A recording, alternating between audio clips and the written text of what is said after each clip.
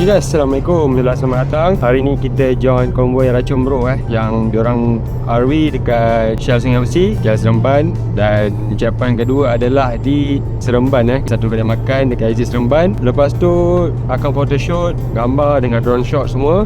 Dan seterusnya ke Melaka lah, ke rumah doktor yang jemput geng Racun Bro semua. Dan kemudian akan ada aktiviti sambilan seperti coconut shake dan sebagainya. Hari ni kita orang daripada tim media akan join daripada hari pertama sampai ke breakfast dan photoshoot. Lepas tu akan sambung dengan komiti yang lain lah untuk shooting. So sekarang semua dah shoot, dah roll out daripada Shell. Sekarang akan ke RV kedua, exit Seremban. So sekarang ni sebabkan kekangan masa, saya bawa kereta lain. Selepas tol tu kita kena tunggu tepi. Pada orang lalu kita boleh photoshoot. So let's go guys, jom layan.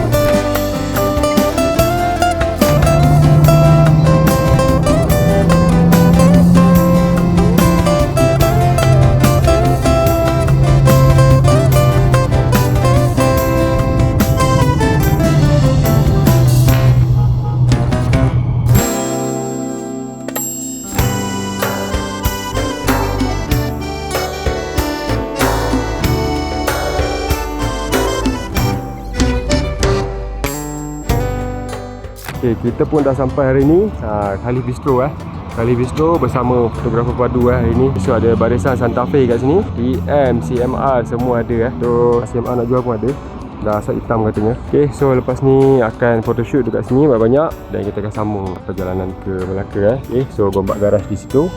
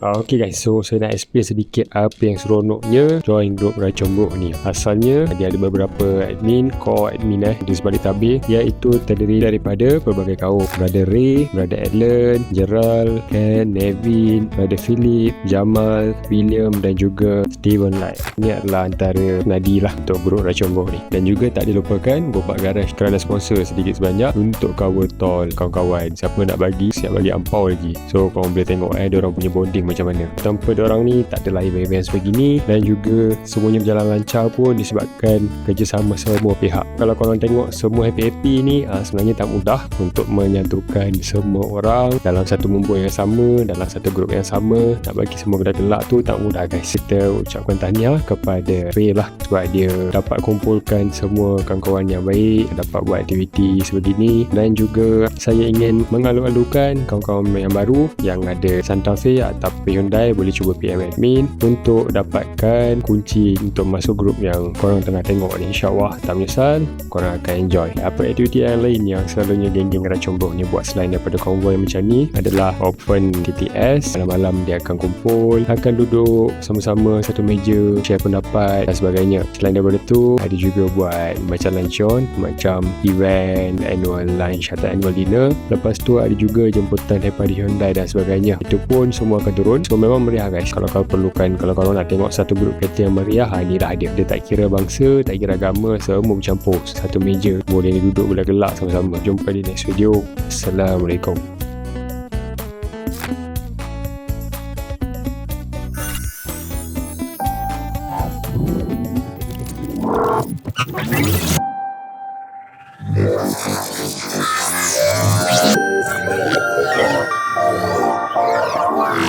Wow.